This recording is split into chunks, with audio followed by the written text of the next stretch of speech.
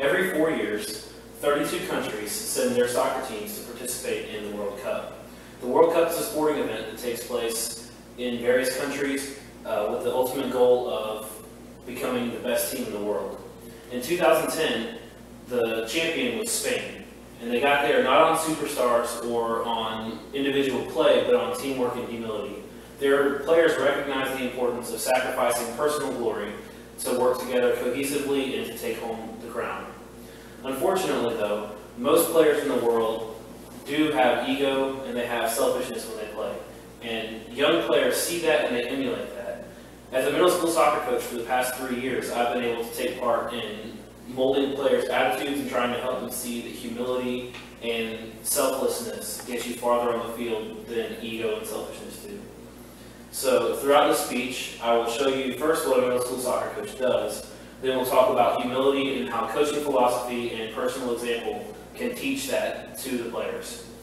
First, let's take a look at what a middle school soccer coach actually does.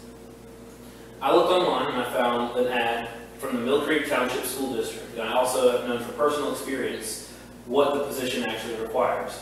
And some of the things that it requires are teaching fundamental skills such as dribbling and passing, advanced techniques such as movement off of the ball and more intricate ball movement, heading up games and practices, speaking with the parents to make sure they understand what the team is trying to accomplish, helping the students to maintain good grade point averages, and just helping to make sure that they have good sportsmanship all over. According to the U.S. Census Bureau, more than 8 million students currently take part in soccer in either the club or the school level.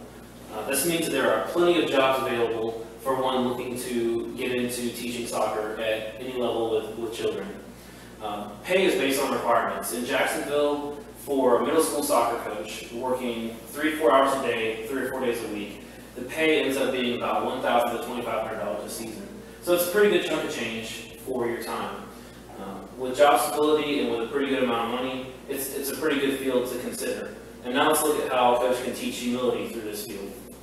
A coach's philosophy has a huge impact on his players. And what a coaching philosophy is it's the coach's take on the game and on how to teach the game to the players and on what he defines success as within his system.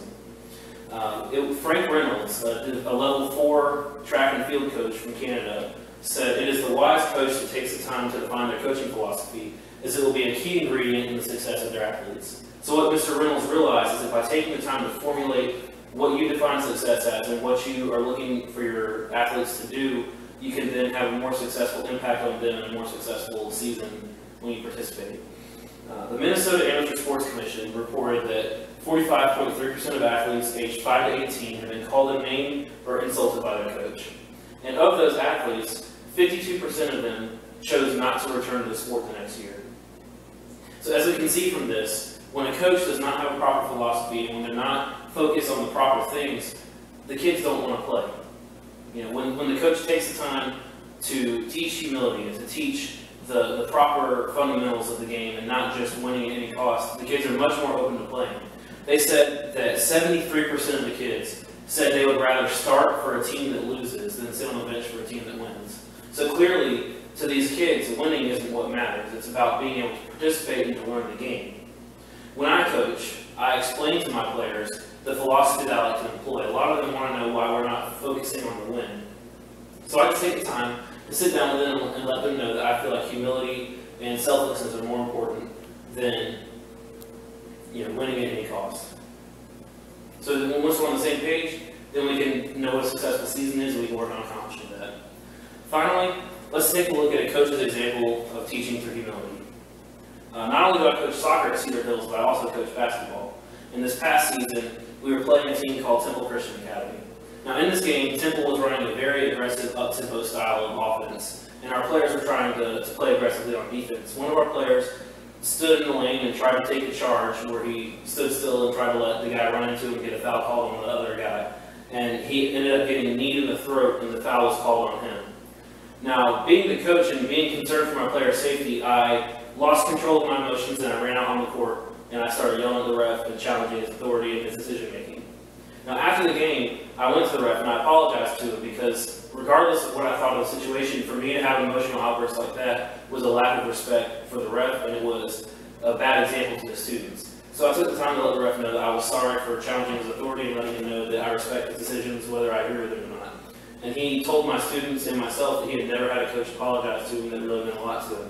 So instead of trying to brush this example aside under the rug like it didn't happen, I used it as an opportunity to teach my kids the importance of humility and owning up to your actions. And through that experience, they were able to take that and to use that during the rest of the season. Now, I had the opportunity to coach at the school that I actually played soccer and basketball for, and my coach at the time was Dennis Cassell. And he said something to me one time that always stuck with me, and it's always stuck with that school, and he said, "Win with humility and lose with grace." You know, it's easy to win a game and to get excited and to kind of rub it in the other team's face, but then when you lose, you get upset and you pitch a fit and throw a little temper tantrum. But what the school employs through Coach Cassell, and then what I've tried to employ myself, is to win with grace, to win with humility, and to lose with grace. You know, you're not going to win every game. You're not going to lose every game. So you have to know how to be a good sport no matter whether you win or lose. And so through his teaching, we've been able to establish a good rapport with the teams we play. Parents and coaches are coming up to us constantly and telling us that our players are some of the most respectful players they've ever had. And to me, that's more important than wins and losses. Now, in summary, a middle school soccer coach teaches humility.